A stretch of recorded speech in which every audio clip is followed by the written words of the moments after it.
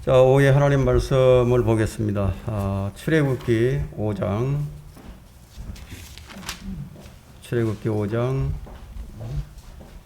1절로부터 3절까지 보도록 하겠습니다. 출애굽기 5장 1절로부터 3절까지입니다.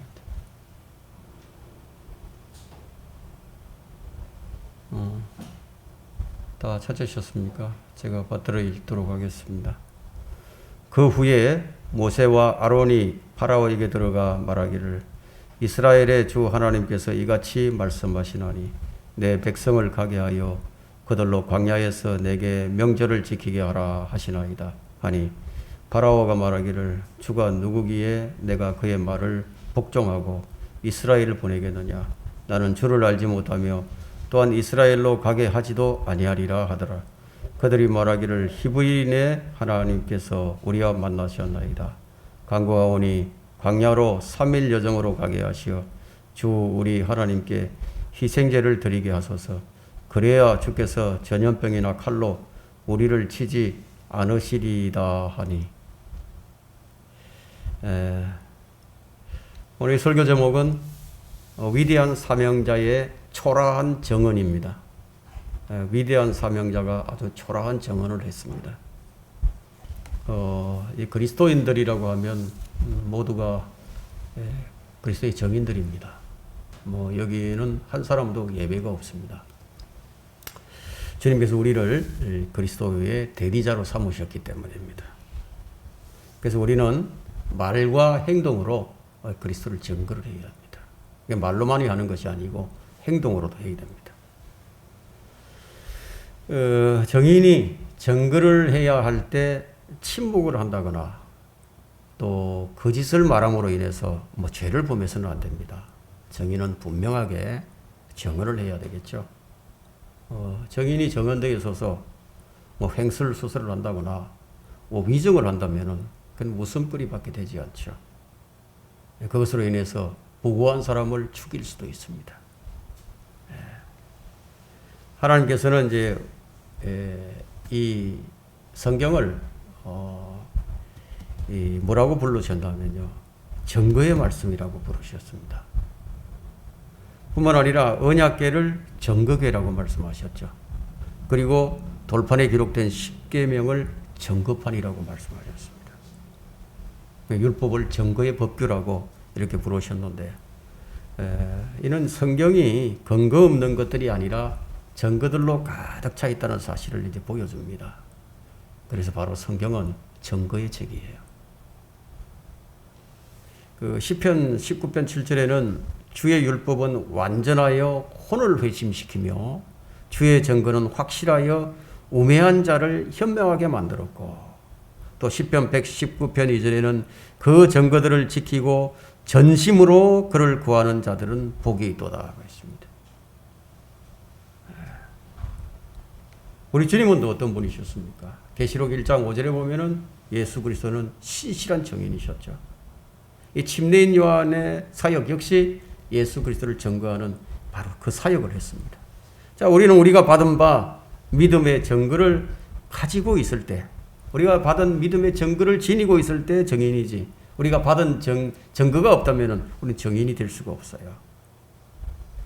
그 신약의 증인들이 하는 일이 무엇인가 하면은 요한복음 3장 33절은 또 이렇게 말씀합니다. 그분의 증거를 받은 사람은 하나님께서 참되시다는 것을 확정하느니라. 우리가 하나님께로부터 받은 것이 있다면은 하나님이 참되시다는 것을 확정하는 일을 우리가 해야 한다는 거죠. 모세는 구약의 역사상 어느 누구보다도 위대한 하나님의 증인이었습니다. 하지만 처음부터 그런 것은 아니었어요. 처음에 증인이 안 되려고 계속 핑계를 대었죠. 그래서 오늘 우리는 이제 위대한 사명자, 위대한 증거자의 이 초라한 증언을 보게 될 것인데요. 이 모세와 아론은 장로들과 백성들 앞에서 주의 말씀을 다 증거를 했고요. 백성들은 그들의 말을 믿고 듣고 머리 숙여 경배를 했습니다. 왜 그렇게 했느냐? 받은 증거들을 하나도 빠뜨리지 않고 다 보여줬기 때문이에요. 그런데 이제 이 모세와 아론이 파라오 앞에서 주의 명령하신 바를 그대로 증거를 해야 합니다. 자, 하나님은 모세와 아론에게 이 파라오 앞에 가서 해야 할 일이 무엇인지를 미리 다 말씀을 주셨죠. 첫째는 주님이 모세에게 준 이적들을 다 행해야 하는 거죠. 둘째는 주신 말씀을 다 전해야 합니다. 거기서 한 톨도 빠뜨리거나 다른 말을 해서는 안 되는 거죠. 모세는 이것에 대해서 실수를 하고 해요. 베드로와 요한은 공회 앞에서 우리는 보고 들은 일들을 증거하지 말하지 아니할 할 수가 없노라 하고 분명하게 전달을 했습니다. 그러니 모세는 하나님께서 말을 하라고 명령하신 것을 파라오에게 다 말하지 않았다는 것에 우리가 주목을 내볼 필요가 있습니다. 출애굽기 4장 22절과 23절을 한번 볼까요? 우리가 확인을 해봅니다. 너는 파라오에게 말하기를 주가 이같이 말하노라. 이스라엘은 내 아들이요 내 첫 태생이라. 내가 네게 말하노니 내 아들을 가게 해서 그로 나를 섬기게 하라. 만일 네가 그를 보내기를 거절하면 보라 내가 네 아들 네 첫 태생을 죽이리라. 파라오의 첫 태생을 죽이겠다고 이렇게 하라 하시니라. 이렇게 이제 주님 말씀을 주셨어요. 근데 이 주신 메시지를 파라오에게 전달을 하지 않았습니다.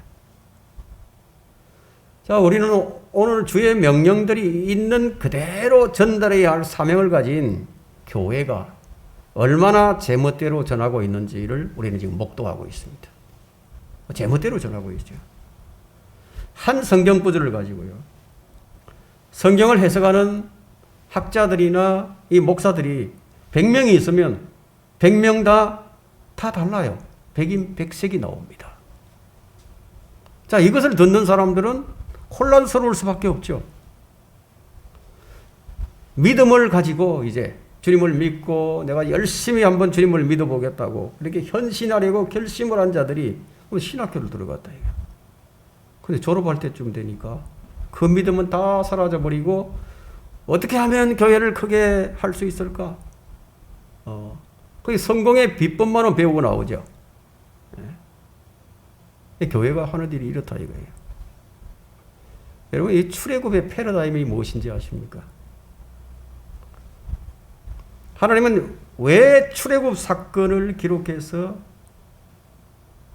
이스라엘 백성들이 그토록 이 사건을 주의 깊게 기억하기를 원하셨을까요? 왜냐하면 그것은 구원에 대한 하나님의 가장 좋은 옛 언약의 증거이기 때문이에요. 그래서 하나님은 그의 백성들이 하나님을 구원의 하나님으로 믿기를 원했기 때문입니다. 출애굽은 하나님의 구원의 행위의 패러다임이었다면 그리스도의 십자가는 신약 구원의 패러다임이라고 할 수 있습니다. 이 예배라는 것은요, 기억의 전소의 현장이라고도 할 수 있습니다. 자, 하나님의 예언의 증거는 왜냐하면 예배 현장에서 이제 이루어지기 때문이에요. 왜 우리가 출애굽기를 읽고 설교를 해야 하는가 하는 거예요. 이 출애굽기를 통해서 이미 예수 그리스도의 십자가의 승리가 결정적으로 우리의 승리임을 보여주시기 위해, 그걸 보여주시기 위해서요. 원래 이스라엘 민족은 이집트라는 세상의 노예였죠. 가난하고 약하고 천대받는, 멸시받는 자들이었습니다. 그런데 그들의 운명을 바꾼 결정적으로 바꾼 하나의 사건이 무엇인가 하는 거예요. 그들이 노예에서 해방되고 그들이 압제당했던 그 세상에서 주인공으로 탈바꿈할 수 있었던 가장 중요한 전환점은 바로 출애굽 사건이었습니다. 모세가 하나님의 부름을 받아서 주의 산에서 이집트로 들어간 사건이 이스라엘의 운명을 바꾼 가장 결정적인 변화의 시작이었어요. 하나님의 이 뜻을 전하고 하나님의 계획을 수행하려고 이집트로 들어온 그 모세 때문에 모든 것이 다 바뀌어버렸어요. 모세가 온 그 순간부터 이스라엘은 자신들의 진정한 정체성을 찾아갈 수가 있었습니다. 모세를 통해 여호와 하나님께서 그들에게 찾아오시고 나서 그들은 이집트라는 세상, 그 무대에서 결국 주인공이 되어서 탈출할 수 있게 되었죠. 이 출애굽 사건이라는 것은 바로 이것을 우리에게 보여주고 있습니다. 그처럼 우리도 이 세상이라는 무대에서 우리가 주인공이에요. 왜냐하면 이미 예수 그리스도께서 오셨기 때문이죠. 더 나은 모세로 오신 예수 그리스도께서 하나님의 부름을 받아 하늘로부터 이 땅으로 온 사건이 세상의 역사를 바꾼 가장 결정적인 변화의 시작임이 틀림이 없죠. 예수 그리스도의 탄생을 기점으로 해서 BC와 AD로 딱 구분이 되는 거죠. 예수 그리스도께서 우리 가운데 오셔서 우리 안에 지금 성령으로 함께 살고 계십니다. 모세가 오면서 이스라엘의 구원이 시작된 것처럼 예수 그리스도가 오시면서 교회의 구원이 시작이 되었어요. 이스라엘이 출애굽한 것처럼 우리도 장차 이 죄악된 세상, 이 죽음의 골짜기 같은 세상을 출애굽해서 영원한 새 하늘과 새 땅이 바로 우리의 것이 될 것입니다. 이것이 온전히 보장된 것은 예수 그리스도께서 지금도 우리 가운데 성령으로 거하고 계심으로 완전히 보장이 되어 있습니다. 그 구원과 승리는 확실하죠. 모세가 하나님께 물었습니다. 제가 누구기에 파라오에게 가며 이스라엘을 이집트에서 이스라엘 자손들을 데리고 나올 수 있으리까 하고 출애굽기 3장 11절에 물었죠. 그러니까 하나님께서 대답을 하셨습니다. 3장 12절에서 내가 반드시 너와 함께 가리니 네가 이집트에서 그 백성을 데리고 나오면 너희가 이 산에서 하나님을 섬길 것이니라. 이것이 내가 너를 보낸 증거라 하는 거죠. 현재 지금 하나님을 참되게 예배하고 있는 자는요, 이미 구원을 받은 증거예요. 참되게 예배하고 있다면 오늘의 이 예배는 장차 있을 영원한 예배의 그림자예요. 이 예배는 영원히 지속될 것이기 때문이에요. 그것이 하나님께서 예수 그리스도를 보내신 증거예요. 하나님의 하나님 되심은 결국 하나님의 백성이 하나님을 예배하는 것으로 증명이 됩니다. 하나님의 백성이라는 사람이 하나님을 예배하는 자리에 참여하지 않는다면 그 무엇으로 자신을 입증을 하죠?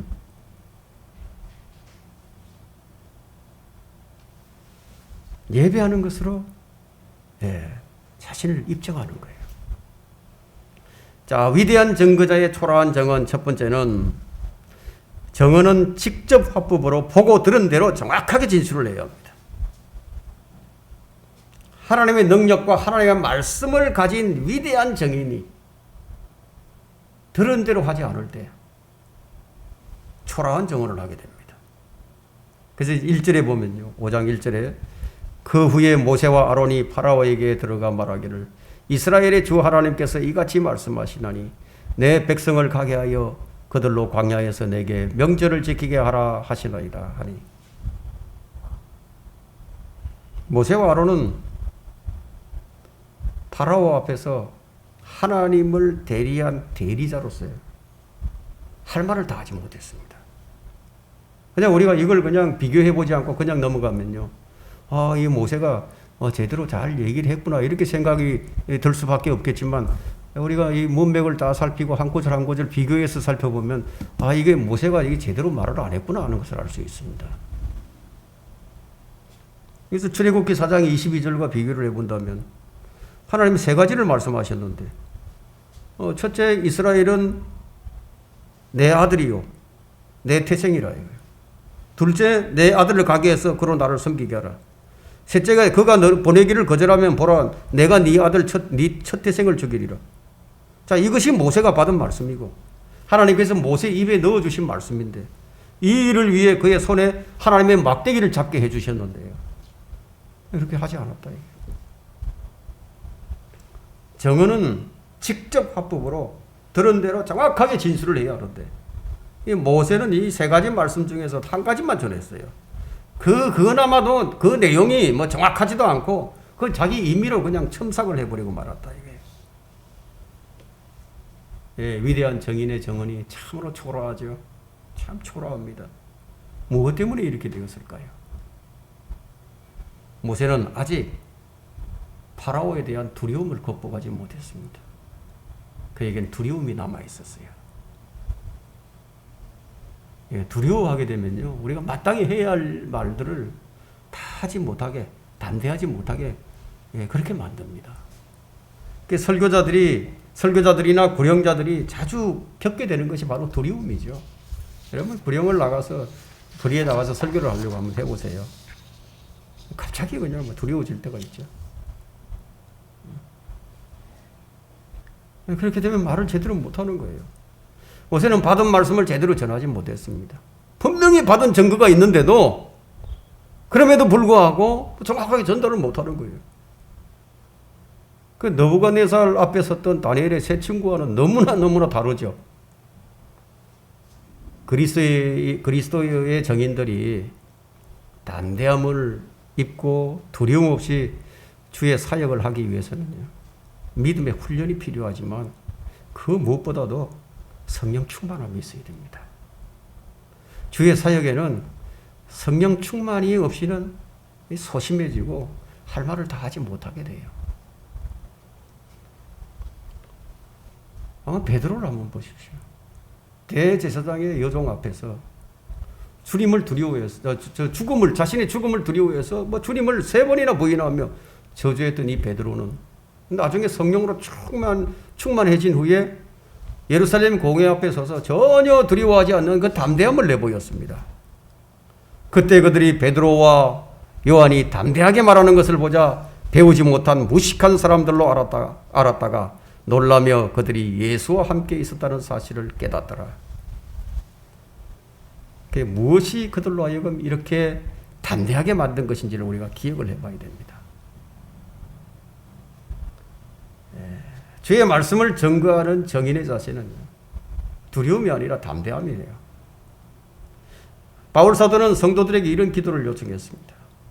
에베소서 6장 19절에서 그리고 나를 위하여서는 내게 말씀을 주시어 내 입을 열어 담대하게 복음의 신비를 알리게 하도록 기도해달라고 이렇게 됩니다. 누구에게 요청을 했는지 보시라 이거예요. 바울은 복음을 전하는 것도 성령을 힘입어서 하기를 원했었어요. 내 입을 열어서 말을 하게 해달라고. 이 담대함이 어디서 오는 것이냐는 게 성령 충만함에서 온다.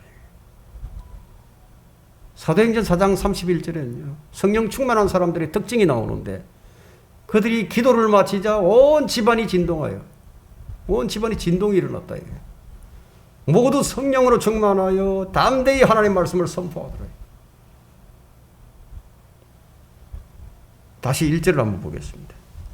그 후에 모세와 아론이 파라오에게 들어가 말하기를 이스라엘의 주 하나님께서 이같이 말씀하시나니 내 백성 이스라엘을 가게 하여 그들로 광야에서 내게 명절을 지키게 하라 하시나이다 하니. 여기서 우리가 배워야 할 교훈이 있습니다. 온전한 하나님의 말씀이 아니면은 그 증거의 능력이 나타나지 않는다는 점이에요. 주님은 우리에게 말씀을 선포하라고 하셨죠. 엉뚱한 말을 하라고 하시지 않으셨거든요. 증거는 우리의 몫이고 나머지는 주님의 몫이에요. 그래서 우리가 해야 할 일이 있고 주님께서 하시는 일이 있습니다. 주님께서는 우리가 감당할 수 있는 그 이상으로 일을 안 시키신다 이거예요. 그래서 주의 말씀을 받은 자는 첫째 가장 먼저 주의를 해야 할 것은 그 주의 말씀의 능력을 아는 것이 중요합니다. 사람들이 듣든지 아니 듣든지 뭐 그것은 내가 걱정할 내 영역이 아니라는 거예요. 그 내 영역은 뭐냐? 내 능력은 나의 영역은 이 받은 말씀 그것이 있다면 그 있는 그대로 정확하게 전달하는 것이 나의 영역이다 이거예요. 전하는 자는 바로 이 점을 잊어서는 안 됩니다.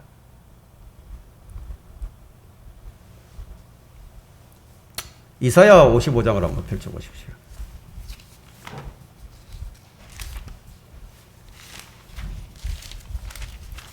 이사야 55장 10절과 11절 한번 보겠습니다. 비와 눈이 하늘에서 내려 그곳으로 다시 돌아가지 않고 땅을 적셔서 싹을 내어 뿌리는 자에게 씨를 주고 먹는 자에게 양식을 줌과 같이 내 입에서 나가는 내 말도 그러하나니 그것은 내게 헛되이 돌아오지 아니하고 내가 기뻐하는 것을 이루며 내가 보내어 이루려 하는 일에서 번성할 것이니라. 주의 말씀을 지금 얘기하고 있거든요. 주의 말씀이 바로 이렇다는 거예요. 주님께서 하실 일을 내가 걱정하고 있다면 그것만큼 어리석은 것이 어디 있겠습니까? 주님께서 하실 일을 내가 걱정하고 있다면 그건 미련한 짓이죠. 그건 주님을 온전하게 신뢰하지 못하고 있다는 증거입니다. 모세의 생각은요, 하나님보다 앞서 있었어요.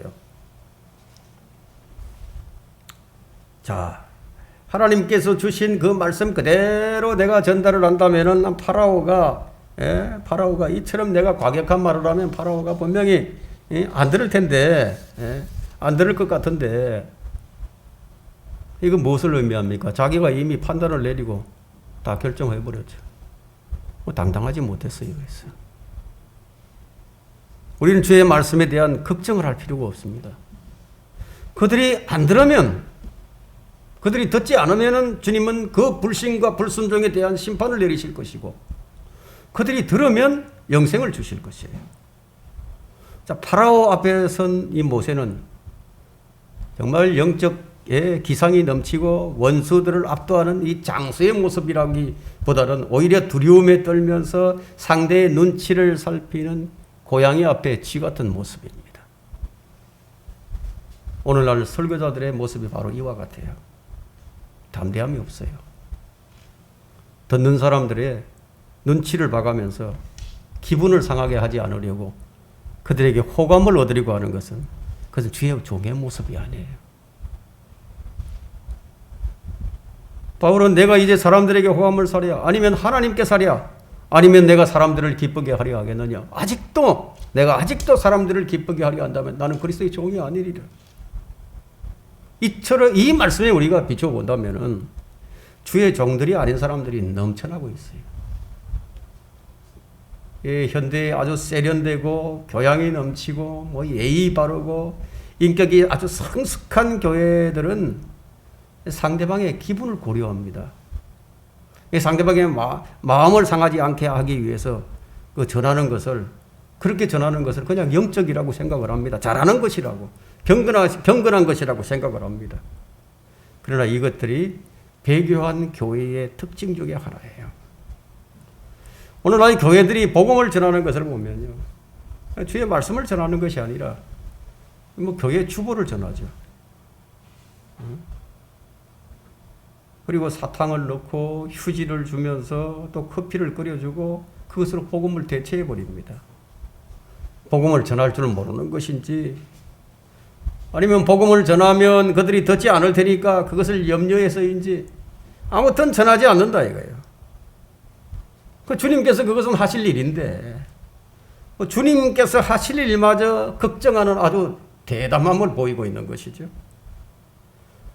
그러니까 교회를 다녀도 은혜가 무엇인지 복음이 무엇인지 모른다 이거예요. 자신이 구원받았는지 구원받지 않았는지 확신도 없고 나중에 가보면 알겠지. 이런 식이다 이게. 그러니까 복음이 뭐냐고 거듭남이 뭐냐고 물어보면 답을 못하는 거죠. 이렇게 된 원인은 사명자들이 말씀을 전거하는 정인들이 주의 증거를 정확하게 전달하지 못했기 때문이에요. 위대한 사명자의 초라한 정은 두 번째는 그리스도의 정의는 놀라지도 말고 두려워하지도 말고 담대히 정언해야 합니다.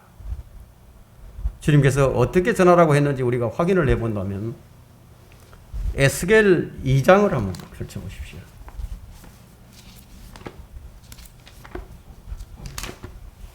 에스겔 2장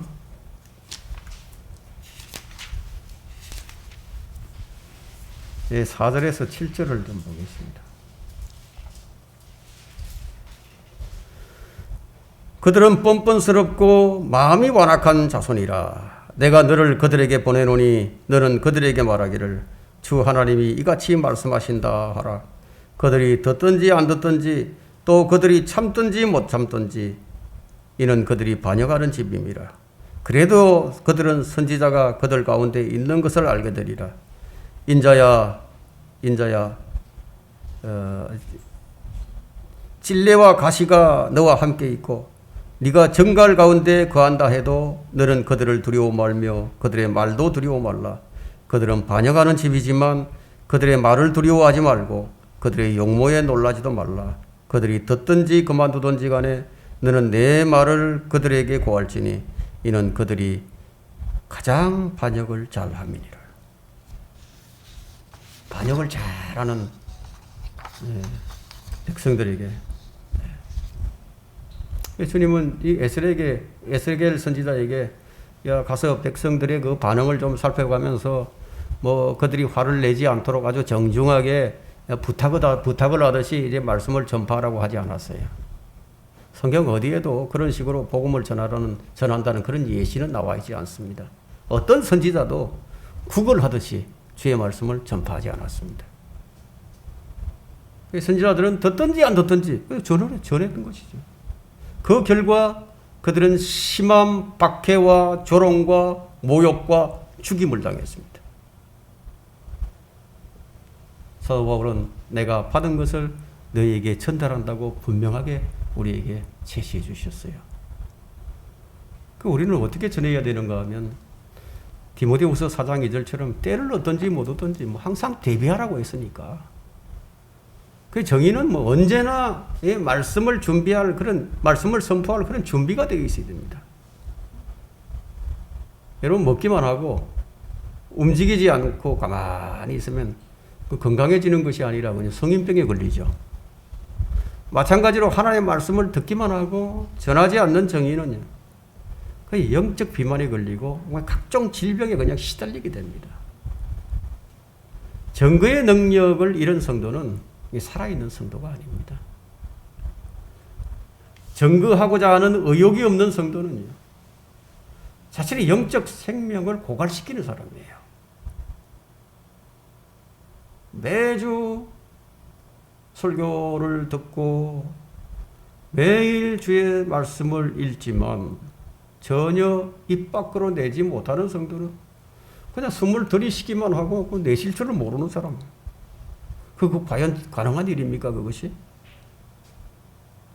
그래, 주의 영으로 우리가 충만해지지 못하게 되면 무엇으로 충만해지죠? 육신으로 충만해집니다. 복음의 증거가 있는데도 불구하고 내가 증거하지 못하고 있다는 것은 바로 두려움이에요. 사람은 누구나 자신 안에 있는 것들이 자연스럽게 드러나게 되어 있습니다. 아는 사람들에게 들은 얘기를 한다든지 아니면 옛날에 들은 얘기를 한다든지 몇 번만 그냥 마주 앉아 있게 되면은 다 그냥 입 밖으로 나와요, 속에 있는 것들이. 그런데 나의 입을 막는 위협이 없는데도 불구하고 말씀의 선포가 없다는 것은 내가 귀 기울여서 들은 말씀이 없다는 증거죠. 내 마음에 없다는 얘기예요. 다시 한번 1절을 봅니다. 그 후에 모세와 아론이 파라오에게 들어가 말하기를 이스라엘의 주 하나님께서 이같이 말씀하시나니 내 백성 이스라엘을 가게 하여 그들로 광야에서 내게 명절을 지키게 하라 하시나이다 하니 모세와 아론을 파라오 앞에 보내신 분은 하나님이시죠. 근데 하나님은 전지전능하시죠. 능력이 많으신 분이에요. 무엇이든지 하실 수 있는 분이에요. 그냥 그들을 보내지 않고도 파라오를 그 자리에서 죽게 만들 수도 있고 심판하실 수 있다. 하지만 그렇게 하지 않으신 것은 무엇 때문이냐? 하나님께서는 심판에 앞서서 모든 이들에게 기회를 주십니다. 회개하라고, 돌이키라고. 홍수로 세상을 심판하기 전에 노아를 의의 전파자로 세우셔서 증거하게 하셨어요. 주님은 언제나 심판에 앞서서 자신의 종들을 보내는 데는 게으르지 않으셨습니다. 비록 모세와 아론의 증거가 완벽하진 못했지만 주님은 계속해서 자신의 뜻을 증거하게 하셨고 경고를 주셨어요. 증거자의 의무 중 하나는 바로 다가올 심판에 대한 증언입니다. 우리는 세상의 멸망과 심판, 다가올 지옥의 심판에 대해서 미리 증거하도록 보내심을 받은 사람들입니다. 이 2절을 보겠습니다. 파라오가 말하기를 주가 누구기에 내가 그의 말을 복종하고 이스라엘을 보내겠느냐? 나는 주를 알지 못하며 또한 이스라엘로 가게 하지도 아니하리라 하더라. 이것이 파라오의 반응이죠. 강력한 경고의 말씀이 아닌 아주 솜방망이 같은 그런 증거를 받은 파라오는 하나님에 대한 두려움이 전혀 없었어요. 하나님에 대한 파라오의 영적 지식은요, 네로 황제보다도 못했습니다. 헤로도 왕보다도 못했어요. 욥의 증거에 따르면 사악한 자들은 어떻게 말을 하느냐면 욥기 21장 15절에 말하기를 전능하신 분이 무엇이기에 우리가 그를 섬겨야 하리까? 우리가 그분께 기도한들 무슨 유익을 얻으리까 하는도다. 파라오가 말하고 있는 주가 누구기에, 전능하신 분이 무엇이기에, 이것이 타락한 인간이 주님의 증거를 대할 때 거절하게 되는 완악한 모습이에요. 자, 이런 사람들을 보게 되면 회심이 불가능한 파라오 같은 사람임을 보게 되는 거예요. 오늘날 이 불신자들은 이 증거의 귀를 기울이는 대신에 늘 이런 식으로 배척을 하죠. 주가 누구기에? 예? 나는 주를 알지 못한다고. 이 말씀은 21세기의 불가지론자의 입에서 나오는 말이에요. 이 불가지론자라는 이 단어는 라틴어로 무식한 사람이라는 뜻인데, 사도 바울에 따르면 이 불가지론자들은 신약 성경에서 그리스도의 재림 때 멸망당할 거대 집단의 일부입니다. 주님은 먼저 파라오에게 한 가지를 요구하셨어요. 내 백성을 가게 하라. 주님은 죄인들을 향해서 먼저 한 가지를 요구하십니다. 회개하라. 그리고 복음을 믿으라. 주님은 어제나 오늘이나 영원토록 만물의 주님이십니다. 만물의 주인이다 이거예요. 주님은 그래서 누구에게나 명령을 하실 수 있어요. 지금은 주님께서 모든 사람에게 하시는 명령은 사도행전 17장 30절이에요. 이 무지의 때까지는 눈 감아 주셨으나 이제는 어디에 살고 있는 어떤 사람에게도 회개하라고 명령하고 계시는 일. 이것을 본다면 회개 없는 구원은 없는 거죠. 주님은 죄인들에게 제발 좀 믿어달라고, 제발 좀 믿으라고 구걸하지 않으세요. 애원하지 않는다고요. 주님은 구름을 명하셔서 비를 내리고 또 번개를 명하시고 이 땅의 자연 만물의 모든 것을 다 명령을 하십니다. 주의 말씀에 명령이 아닌 것이 없어요. 창조는 주님의 명령대로 이루어진 사역입니다. 주님은 파라오에게 명령을 내리는 거예요. 내 백성 이스라엘을 가게 하라. 주님은 모든 사람에게 명령을 하고 계십니다. 회개하고 복음을 믿으라. 그 믿는 자는 주님의 명령에 순종하죠. 순종한 것이고, 믿지 않는 자들은 창조주의 명령에 불복종한 것입니다. 불순종이죠. 이 세상 사람들에게 주신 하나님의 명령을 우리가 들어본다면 요한일서 3장 23절에요.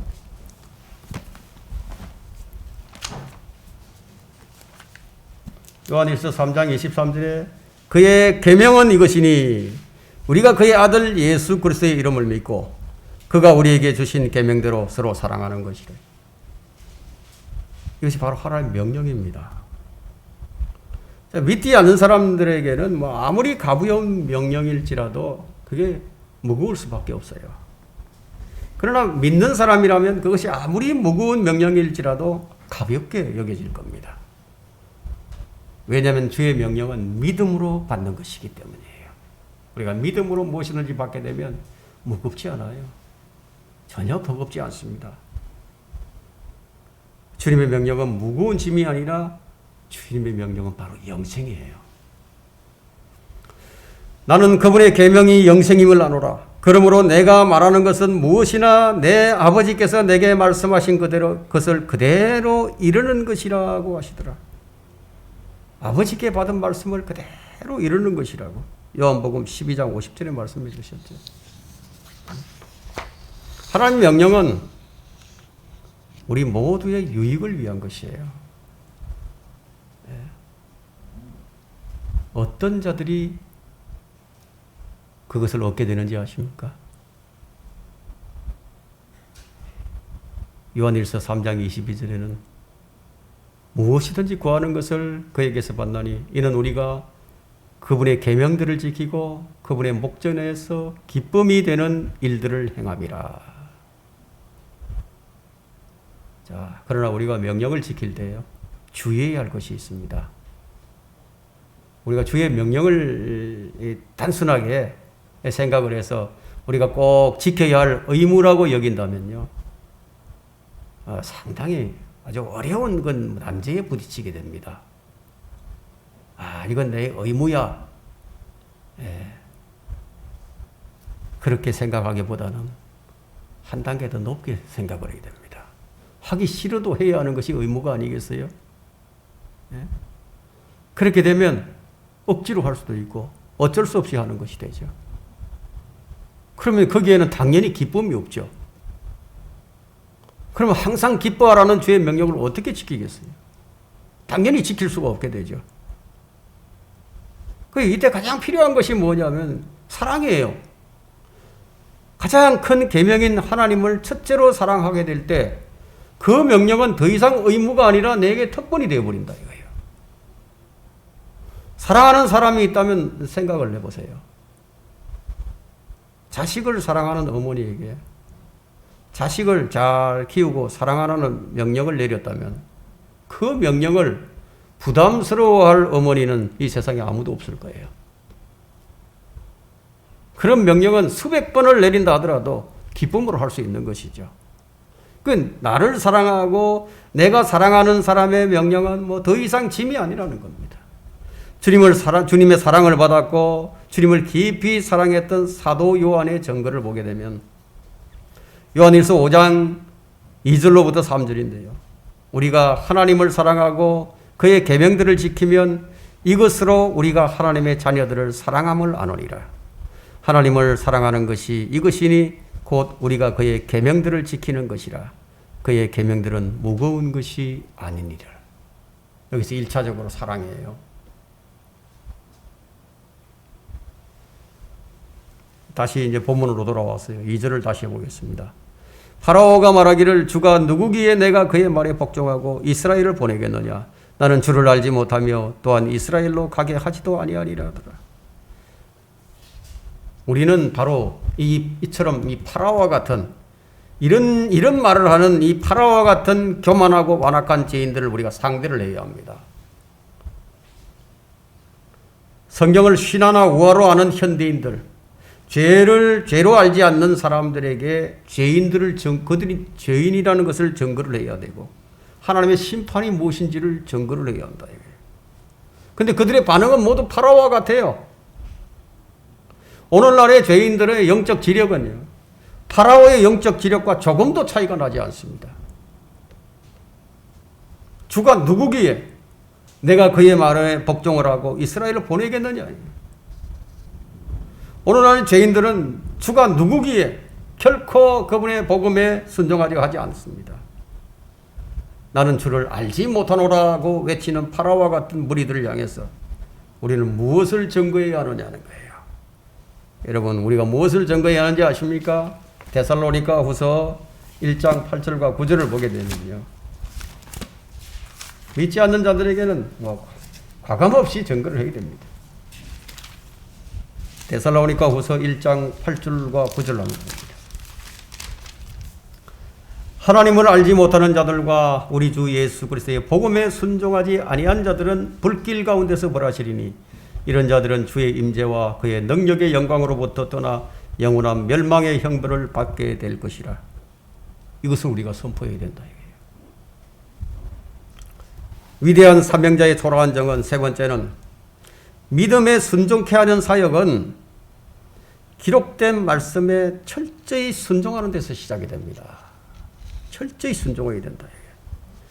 우리는 참으로 믿음이 없고 아주 패역하고 완악한 세대에 우리가 살아갑니다. 우리는 불신의 세대를 향해 믿음에 순종케 하는 그런 직분을 우리가 받았어요. 네, 우리는 법문으로 한 직분이 아니라 영으로 한 직분을 받았어요. 어떻게 하면 그 직무를 온전하게 수행해서 믿음에 순종케 할 것인가? 첫째, 하나님의 일들은 성령의 인도함이 없이는 불가능합니다. 성령 충만은 기도와 말씀에 의해서 충만해집니다. 사도행전 6장 4절을 보게 되면 사도들은 기도와 말씀에 전념을 했어요. 이 성령 충만은 기도와 말씀에 전념하는 것이에요. 이것은 주의 성령의 은사와는 다른 것이에요.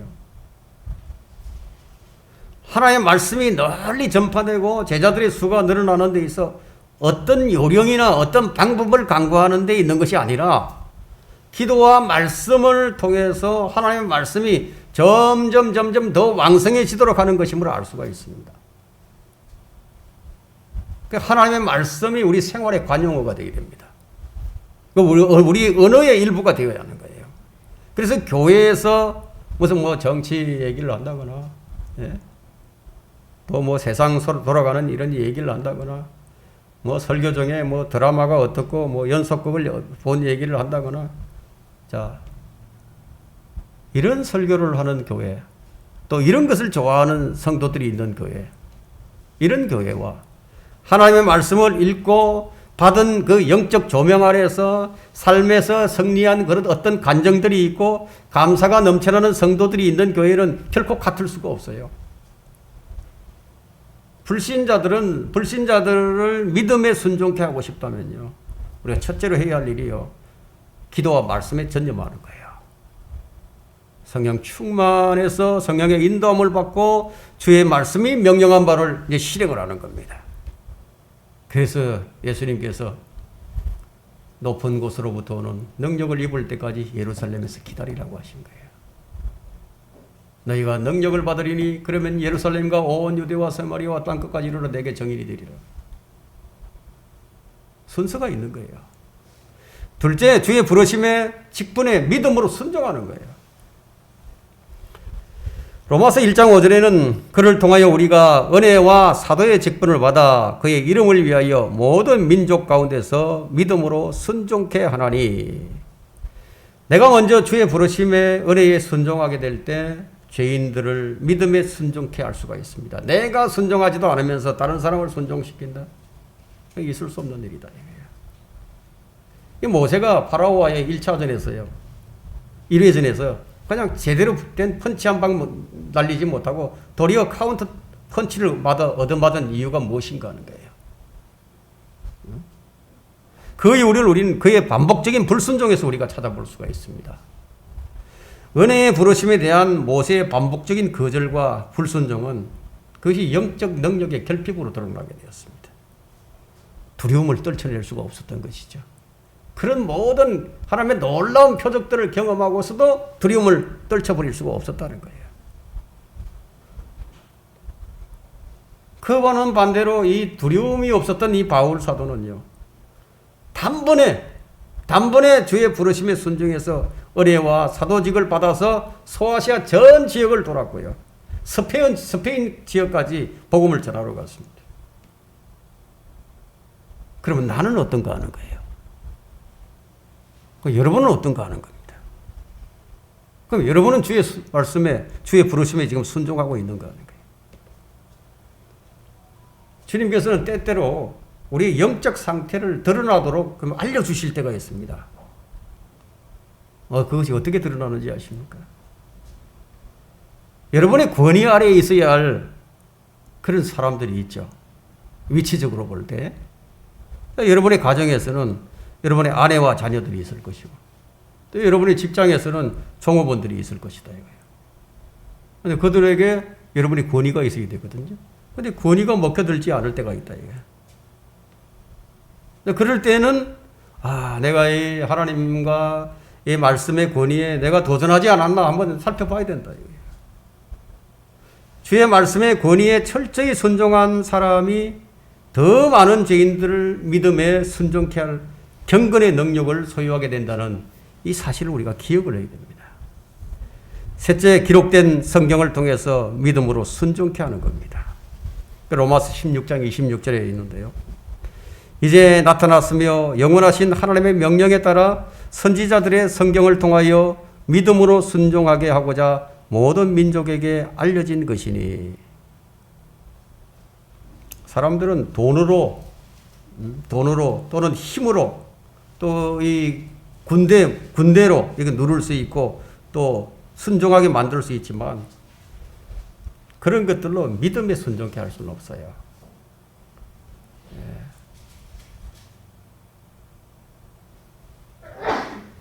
마음을 굴복시킬 수 못한다는 얘기예요. 여러분들이 아무리 공산주의가 탄압을 하고 독재주의자가 탄압을 하고 압제를 하고 고모진 고문을 한다 하더라도 그 사람의 마음만은 순종시킬 수 없다 이거예요. 그 사람이 거짓으로 얘기할 수 있겠죠. 거짓으로 굴복할 수 있지만 마음으로는 못한다 이거예요. 오늘날 교회의 문제점이 무엇입니까? 기록된 성경을 통해서 믿음을 순종케 하려 하지 않고요.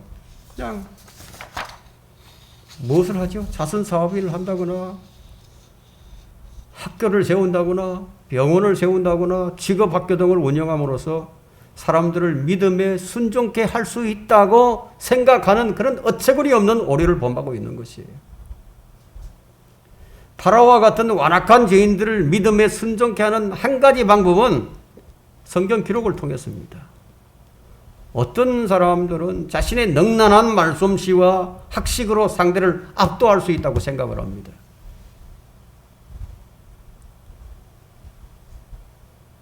물론 화술이 좋은 사람이 있죠. 말을 잘하는 사람이 있어요. 그런 사람들이 지식을 갖추게 되면 상대를 압도할 수 있을 것이라고 생각을 하게 되죠.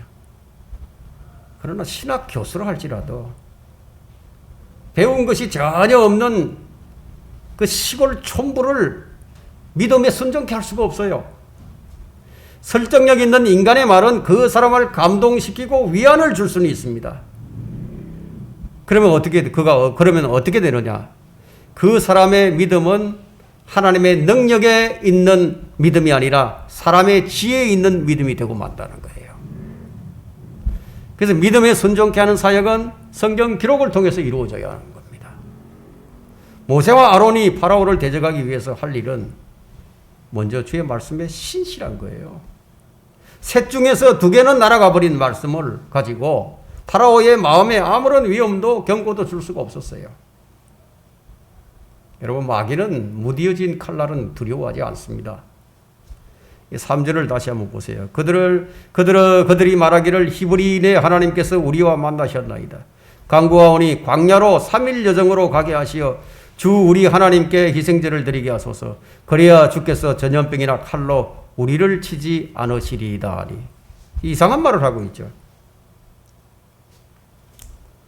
3장 18절에서 주님이 전하라고 하신 말씀을 좀 인용한 그런 전언인데요. 3장 18절에는 뭐라고 기록되어 있냐면 우리를 3일 여정으로 광야로 나가도록 허락해 주소서. 우리가 주 우리 하나님께 희생제를 드리리이다 하라. 이렇게 지금 되어 있는데 그러면 이 말씀과 지금 이 3절과 비교를 해본다면 너무나 많이 차이가 난다. 똑같지가 않죠. 모세와 아론은 파라오의 단호한 거부에 직면하게 되자 지금 이거 선포하는 것이 아니라 그냥 비굴하게 그냥 애원을 하고 있어요. 하나님이 주신 이 무기 대신에 자신들의 무기를 가지고 지금 파라오를 상대하려고 하고 있다. 하나님이 주신 이 성령의 칼은 어디론가 사라져버리고 모세와 아론은 지금 파라오에게 지금 사정을 하고 통사정을 하고 있습니다. 모세는 파라오가 허락하지 않을 경우에 우리들 위에 지금 전염병이나 칼이 임하게 될까봐 우리를 좀 살려달라는 식으로 지금 얘기를 하고 있다 이거예요. 파라오에게 하나님의 심판의 경고를 전해준 것이 아니라 파라오가 허락하지 않으면 우리가 심판을 받게 된다는 식의 아주 반대의 메시지가 지금 되고 말았다는 겁니다. 이것은 마치 당신이 안 믿으면 내가 죽을지도 모르겠다고 뭐 이런 말과 똑같습니다.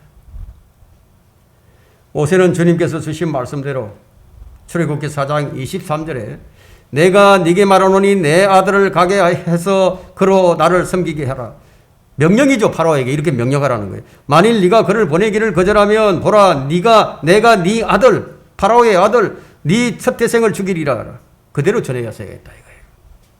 그런데 모세가 한 말은 1절에 보면 이스라엘의 주 하나님이 이같이 말씀하시나니 내 백성을 가게 하여 그들로 광야에서 내게 명절을 지키게 하라 하시나이다. 너무 다르잖아요. 엄청나게 다르다. 그 자기 마음대로 전해버렸습니다. 그리고 3절에서 뭐라고 했습니까? 3일 여정으로 가게 해서 우리 하나님께 희생제를 드리게 하소서 아주 부드럽게 간청을 합니다.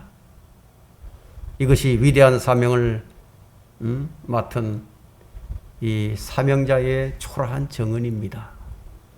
우리는 복음을 전하는 복음 전도자들로서 오늘의 말씀 우리가 주의 깊게 새겨들어야 합니다. 결론은 말씀의 위대함을 아는 자가 위대한 정인이 됩니다.